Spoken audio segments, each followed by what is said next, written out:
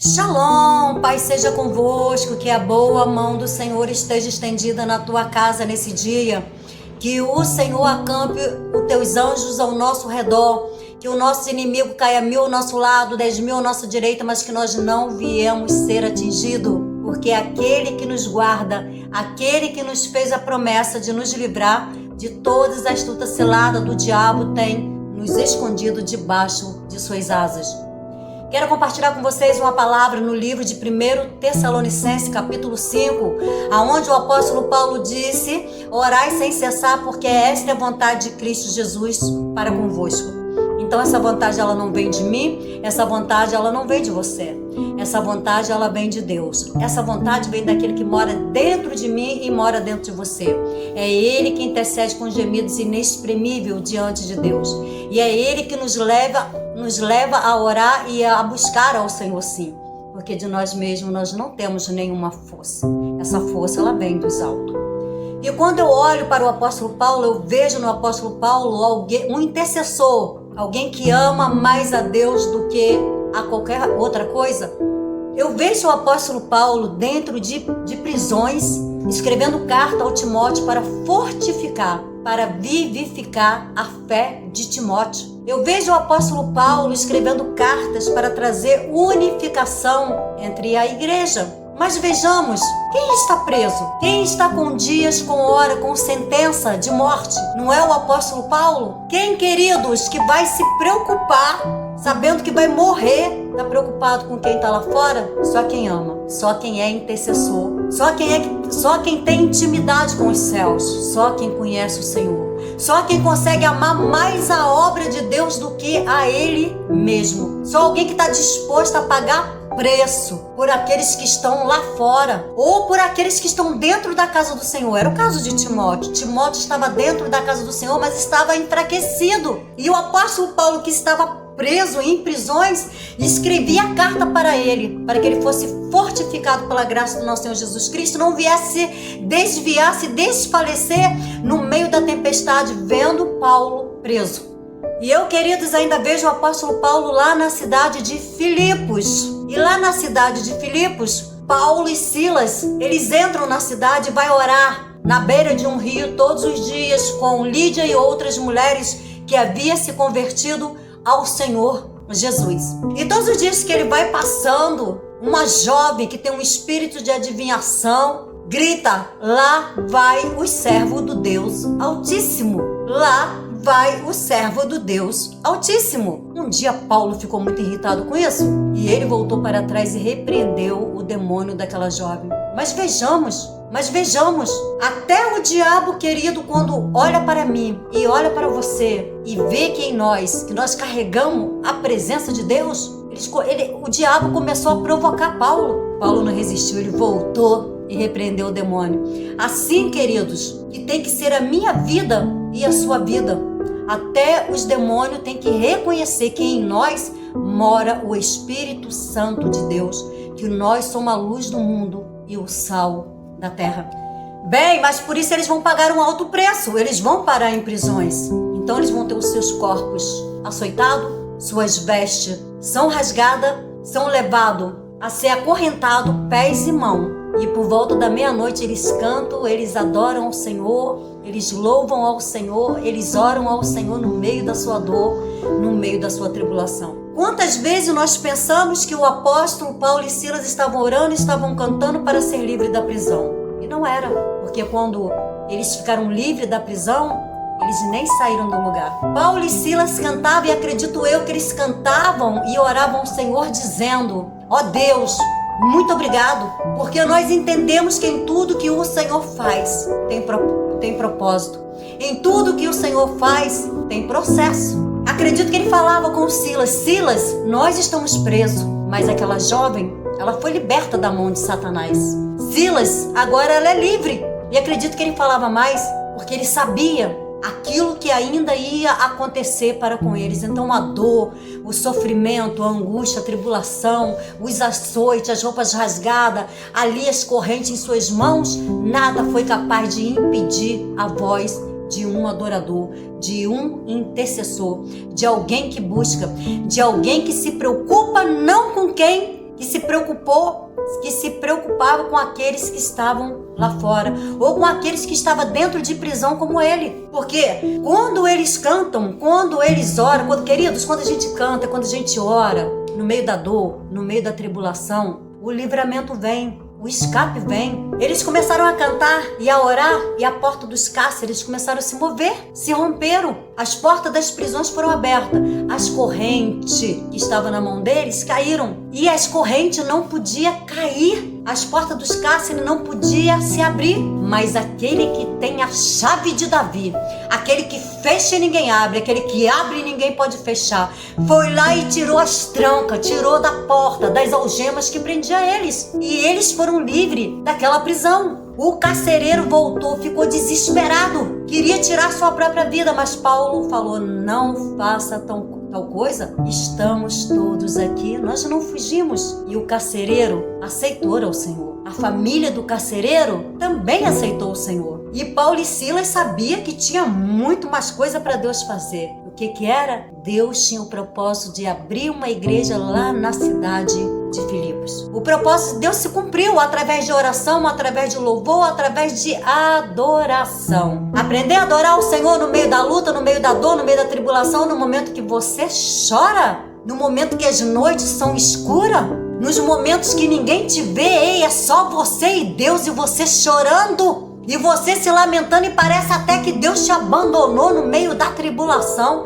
Parece até que Deus não está te vendo. Estou abandonado, estou largado, estou em prisões, nem consigo me mover.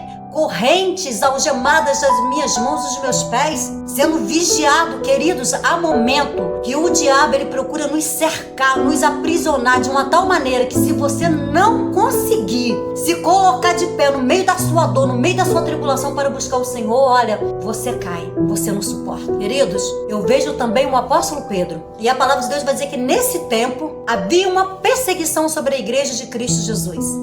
A igreja estava sendo perseguida. Jesus havia morrido. A igreja começou a crescer e se expandir de uma tal maneira que isso começou a incomodar. E ali os principais da sinagoga, os grandes, começaram a sentir prazer em perseguir a igreja de Jesus. Então mandaram matar, decapitar o apóstolo Tiago. Pastor, mandou matar o pastor da igreja. Nossa, que legal, agora nós vamos mandar matar Pedro. E pegou a Pedro e lançaram Pedro também dentro de uma prisão. Pedro é Pedro, Paulo e Silas é Paulo e Silas. É alguém que canta, é alguém que adora à meia-noite, quando está todo mundo dormindo. Já Pedro é diferente. Pedro está dentro de uma prisão. Enquanto Paulo e Silas cantavam, Pedro ele simplesmente dorme. 16 soldados guardam a vida de Pedro. Em cada porta tem 4 soldados. Pedro também está com as suas mãos e pés atados.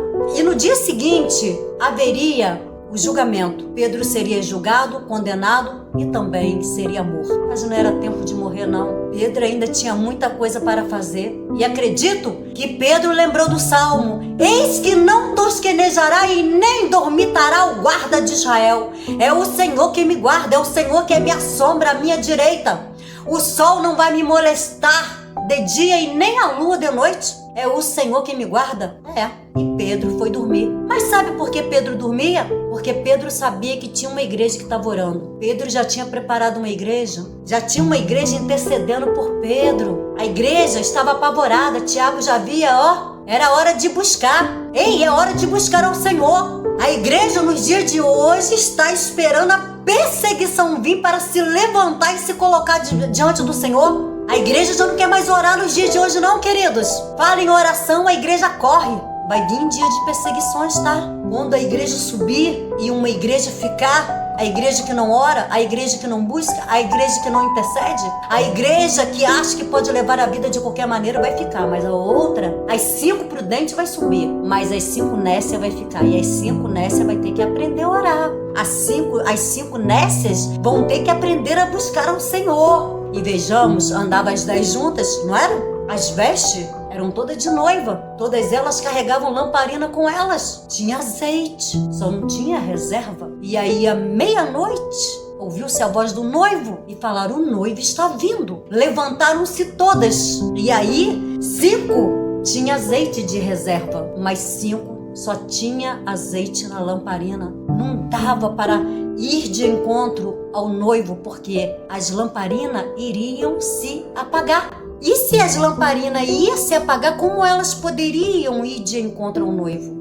Ei, quantos dentro da casa do Senhor perdido? Quanto dentro da casa do Senhor que já não carrega mais com ele a luz do mundo? Quantos na casa do Senhor que já não tem mais intimidade, que não tem mais comunhão, que não sabe o que é mais orar, que não sabe o que é jejuar, o que é buscar?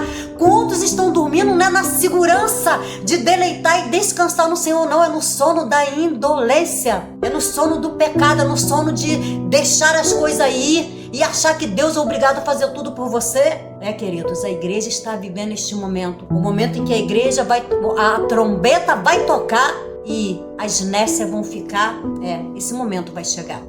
Voltamos para o apóstolo Pedro. Lá está o apóstolo Pedro dormindo, porque tem uma igreja do lado de fora orando e buscando por ele. Chega um anjo até Pedro e sacode a Pedro e diz: acorda, Pedro. Pedro pensa que ele está dormindo. Realmente ele estava dormindo. E o anjo fala: coloca as suas sandálias, coloca a sua capa, vamos sair dessa prisão. Ei, hoje o Senhor te convida a colocar a tua capa. Hoje o Senhor te convida a pegar a tua espada, que é a palavra de Deus, colocar as suas sandálias, sair dessa prisão que você se encontra, sair dessa caverna que você se encontra como Elias, sair da beira dessa estrada onde você está aí deitado, sem força para caminhar, parado no meio do caminho. Hoje o anjo te chama e fala: come, bebe, porque ainda é grande a sua caminhada, não acabou.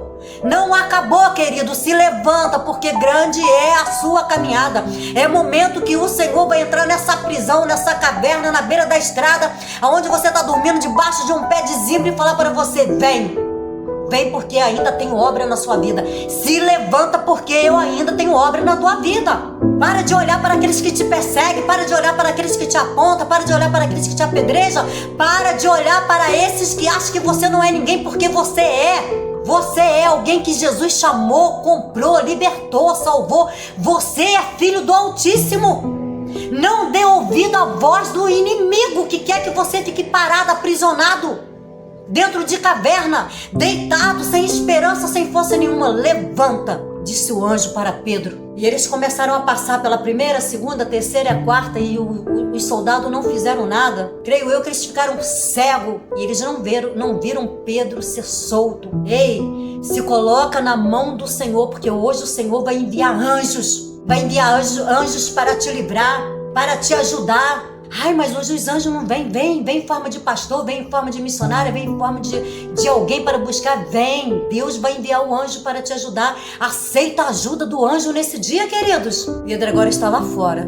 E aí Pedro arregala os olhos. Ele pensou que era sonho. Ei, tudo isso que você está pensando que é um sonho vai tornar-se realidade na tua vida, porque o Senhor fará acontecer, porque Ele é grande e poderoso em palavras e obra. O nosso Deus é o El Shaddai, o Todo-Poderoso, o Elohim, o Deus Criador. Queridos, e Pedro arregala os seus olhos e ele se dá conta que ele está fora da prisão. Pedro podia sair dali para ir comemorar, mas Pedro, querido, ele foi lá aonde estavam aquelas pessoas orando. Quando ele chega lá onde estão aquelas pessoas orando, ele bate na porta. As pessoas ficam apavoradas, porque eles ouvem a voz de Pedro. Estavam orando, mas não acreditavam que Deus podia fazer o milagre. Não adianta você orar e você não acreditar naquilo que Deus pode fazer. Pedro, ele dormia. Sabe por quê que Pedro dormia? Além de saber que Deus livraria ele. Pedro é Pedro, queridos. Pedro foi aquele que, quando Jesus estava lá,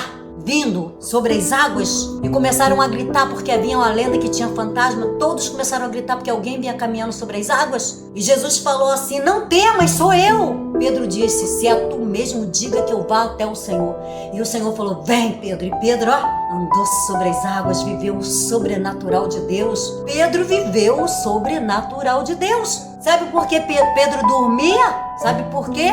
Porque Pedro lembrou do dia que ele estava lá no barco. E nesse dia bateu um vento forte, dava no barco. e o barco começou a encher-se de água. Os discípulos começaram a ficar desesperados. Remava.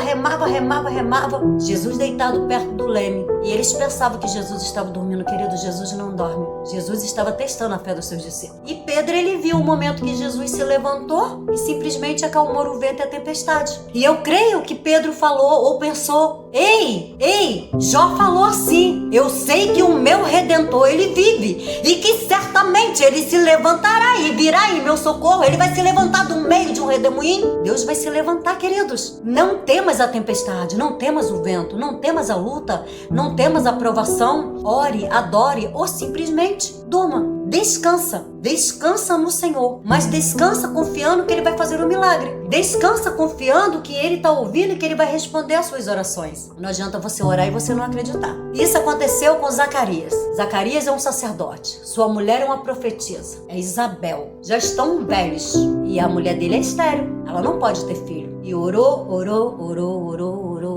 e a criança não veio, ela continuava estéril. Um dia Zacarias vai entrar para oferecer incenso e vai aparecer o anjo Gabriel, o anjo das boas novas, à direita do altar. Zacarias vai ficar apavorado, como aquele povo ficou quando Pedro bateu na porta. E o anjo vai falar para ele: não temas, Zacarias. Zacarias falou: vou morrer, eu vi o anjo do Senhor, eu vou morrer. Não, Zacarias, eu vim te dizer que a sua mulher vai ter um filho. É Zacarias.